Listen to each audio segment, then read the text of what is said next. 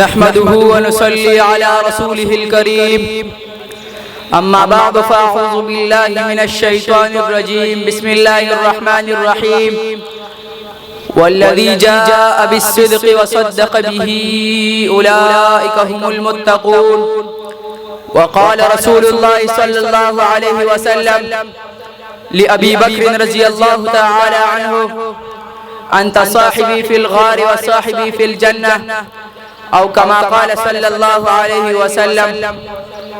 دنیا صداقت میں تیرا نام رہے گا، دنیا صداقت میں تیرا نام رہے گا، صدیق تیرے نام سے اسلام رہے گا۔ محترم اساتذہ کرام اور گلشن انور کے چہکتے مہکتے بلبلو، السلام علیکم ورحمۃ اللہ وبرکاتہ۔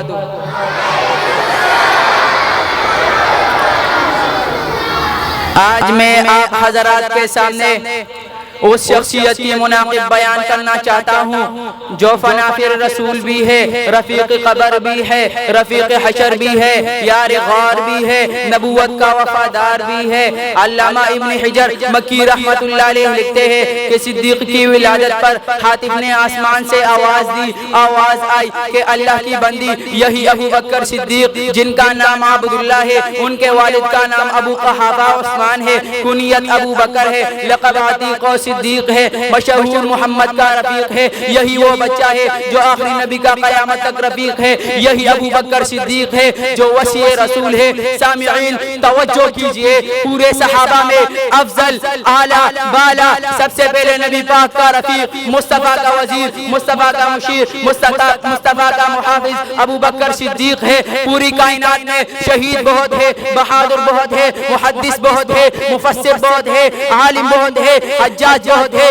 مفتی بہت ہے، مگر ابو بکر صدیق ایک ہے۔ لوگ کہتے ہیں دمادم مست قلندر علی کا پہلا نمبر، ان کا بھی پہلا نمبر ہے، مگر شجاعت میں ابو بکر کا پہلا نمبر ہے، مگر خلافت میں خدا کی قسم حضرت علی حضرت عثمان کے خلیفہ ہے، حضرت عثمان حضرت عمر کے خلیفہ ہے، حضرت عمر صدیق اکبر کے خلیفہ ہے۔ پیغمبر کا خلیفہ تو صرف ابو بکر صدیق ہے جس کا لقب خلیفۃ الرسول بنا۔ صدیق وہ آدمی ہے جس کے بارے میں پیغمبر نے فرمایا ساری دنیا پر میرا احسان ہے، مجھ پر صدیق کا احسان ہے۔ میں تو کہتا ہوں حضرت علی اور ابو بکر صدیق میں بڑا فرق ہے، نہ سمجھے تو بیڑا کر کے علی کے گھر کو پیغمبر نے آباد کیا، پیغمبر کے حجرے کو صدیق نے آباد کیا۔ علی داماد ہے تو ابو بکر صدیق خسر ہے۔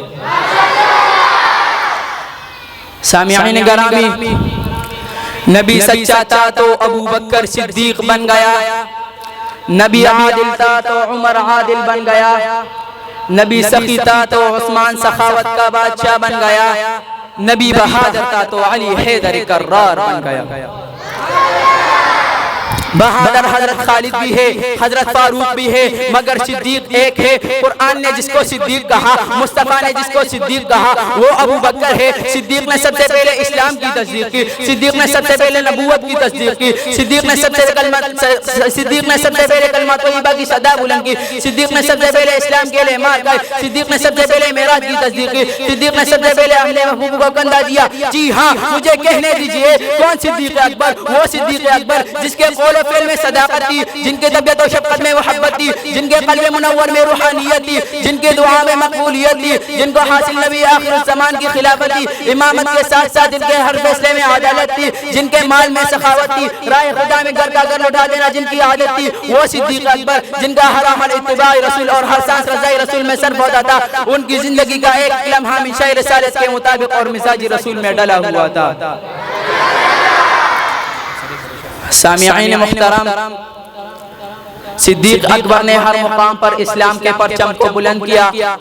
سب کچھ لٹا کر سب کچھ نثار کر کے آخری وقت امت سے کفن بھی نہیں مانگا، وہ بھی اپنی پٹی پرانی چادروں میں ملبوس ہو کر دارفانی سے سرخرو ہو کر رخصت ہو گیا اور جاتے جاتے دنیا کو سبق دے گیا۔ صدیق وہ ہوتا ہے جو اسلام کو سب کچھ دیتا ہے، اسلام سے کچھ نہیں لیتا۔ پہلو مصطفیٰ میں بنا آپ کا مزار، پہلو مصطفیٰ میں بنا آپ کا مزار، پہنچی وہی پہ خاک جہاں کا خمیر تھا۔ پروانے کو شمع بلبل کو بول بس، پروانے کو شمع بلبل کو بول بس،